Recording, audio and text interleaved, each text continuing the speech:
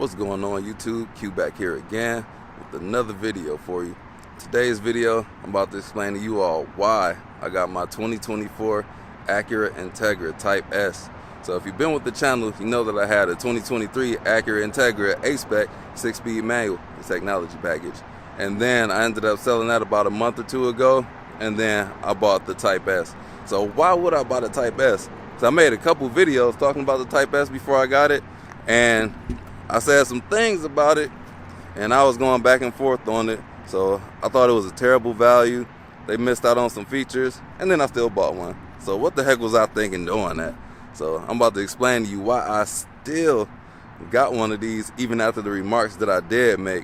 So if you remember the one video where I had the Type R, the Boost Blue Type R with my A-Spec Integra, I still wanted one of these besides all the shortcomings that I thought it did have. So I'm about to get into that in just a second here. But before we get into today's video, I want to give a shout out to the Men of Culture. Got 100 Gang Nate, Race Car Friends, Blueprint 1LE. Check out their channels.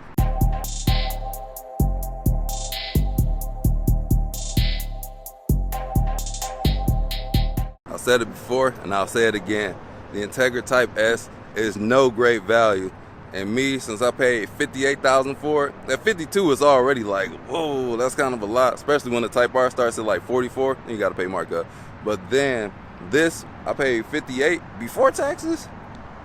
It is not a good value whatsoever, but it does have some things working for it. So it has a rival in-house, the slightly larger but more cramped on the interior TLX Type S. Did you get a V6 with that? You get all-wheel drive, but it's got a couple things that's not going for it. Like, it's a lot heavier by like a 1,000 pounds, a literal 1,000 pounds. That car is 42,000 or 4,200 pounds, and this one is 3,200 pounds. And this one gets the manual. This is an enthusiast-only car. So sorry for the people that wanted a DCT or a CVT in one of these for whatever reason. This is manual only, so you got to get good. You got to be able to drive the manual if you want to get one of these Type S's or Type R's. So one of the main reasons that I still went with the Integra after I sold my other Integra, it is the ultimate daily driver for me. It is still a fuel sipper. This one not so much as the A-Spec, but it is, to be a small car, it's like a mid-size to me. It's got a ton of room on the inside. Super practical on road trips.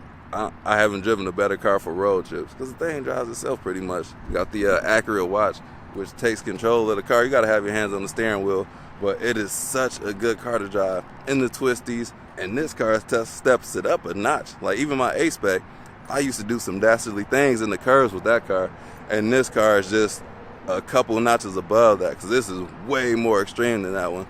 So the suspension on this one is better.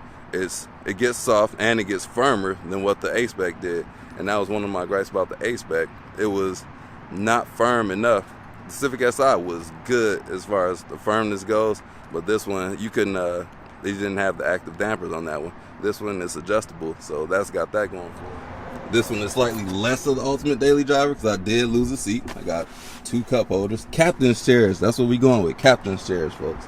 And up front, always wanted my heated steering wheel. Still didn't get that, but I got Alcantara because this car has 3 different steering wheels. You can get a heated steering wheel, but, well, this car came with this steering wheel, and it comes with the Type S steering wheel, and you can get the heated steering wheel, so you got choices when you want that. This is a good enough substitute for me than the heated steering wheel because this is very soft, and I haven't seen a soft steering wheel with the Alcantara in a long time.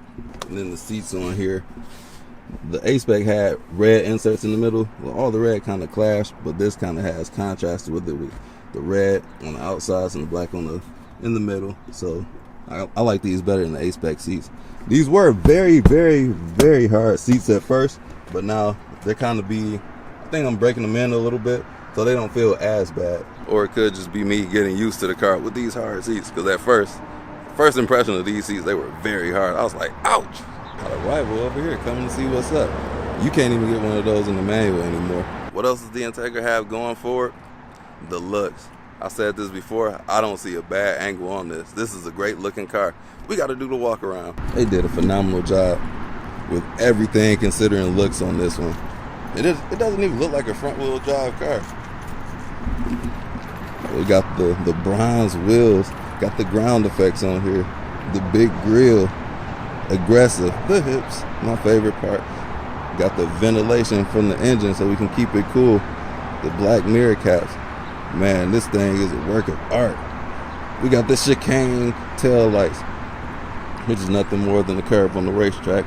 That little angle down there. Got the diffuser, the triple exhaust. Like, man, they put everything that I would love in the car.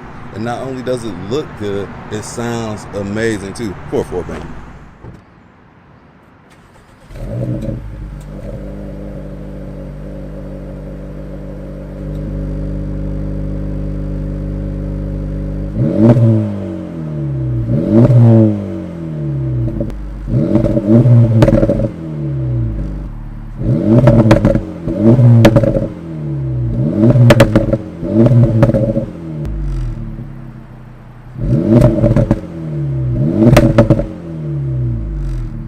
How hard this paint hitting, man. That junk is crazy. Looking at the Integra, you would not know this thing is a lightweight, especially for the segment. So you got the Audi, you got the A3, what would this be, an S3 competitor? You got the BMW 240, you got the Mercedes A45, and all of those are like 3,600 pounds and above. This is only 3,200 pounds. And then for the money, you can get a better interior on those, but none of those guys offer a 6-speed manual. That was a deal killer on those for me, and that's why I got this one right here. So there was one competitor that I really wanted, but I'm still going back and forth about one of those, but it's a couple of internal conflicts I got with that. And that car is a Caddy, the CT4V Blackwing. So that car does come with the manual. Rear wheel drive has got that going for it. Extremely fun to drive. Check out my review that I did on that car. I got really high esteem for that. But then when it comes to the weight, that car weighs 3,800 pounds. So that's 600 pounds more than this. So this one will probably beat that on the track. Believe it or not, this car is a track beast because it's so light. That's what matters. You can keep your speed in the curves, and then it goes too. So weight is super important when it comes to performance. So why you think Lamborghinis only weigh like 3,300 pounds? Porsches are light. Weight means a whole lot when it comes to performance.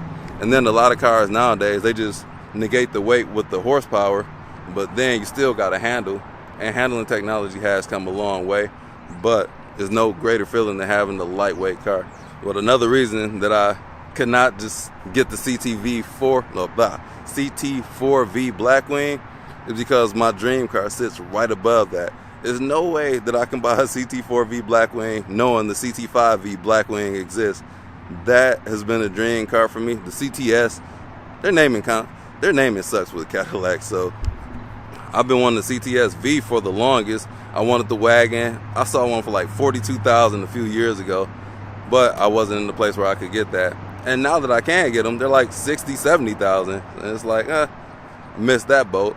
And nowadays, that car is like $90,000 base model. I can't do that right. Well, I could sell both cars and get that one, but it'll still lead me back to where my ZL1 did. That car is so fast, I won't be able to enjoy it.